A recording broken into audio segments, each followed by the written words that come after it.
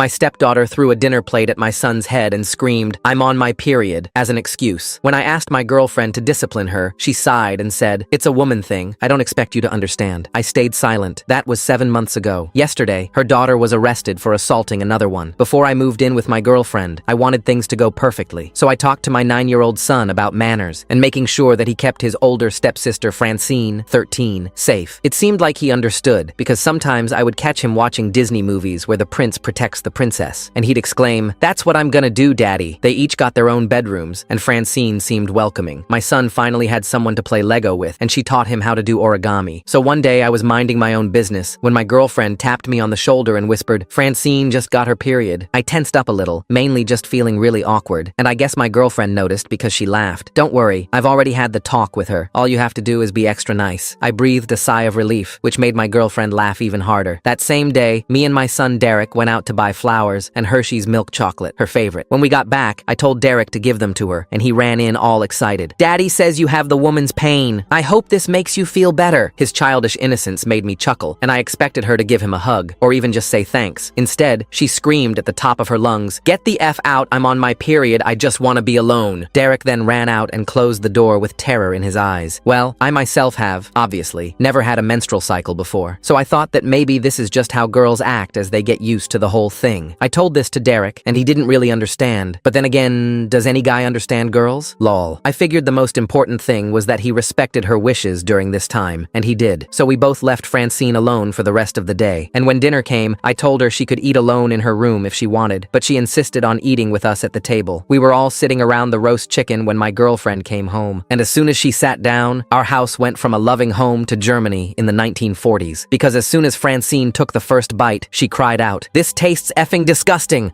I don't want your food anymore!" She then threw her plate right towards Derek. Luckily, he ducked and it hit the wall, but it was just inches away from hitting his skull. I stood up in shock. I expected my girlfriend to discipline her in some way, but right before anyone could say anything, she announced, "I'm on my period. Why can't you guys understand that?" She then stormed off into her room. I felt Derek's little hands grip my arm as he tried to move his tiny self towards me in fear. "It's her first day," my girlfriend announced, immediately trying to rationalize her behavior. "It's a woman thing. I don't expect you to understand, but please just try to have some empathy. It's only a few days." I buried my face in my hands, but that's when Derek spoke. "Yeah, Daddy, it's not her fault." I looked into his big brown eyes and decided to listen to him. The next afternoon, while Francine was at school, me and Derek spent almost 4 hours transforming the bathroom into a makeshift spa for Francine. We filled it with candles, bath bombs, face masks, brands my girlfriend recommended, and soothing music. We had her favorite movie playing on the TV, with a basket containing a new Lego set, and I organized for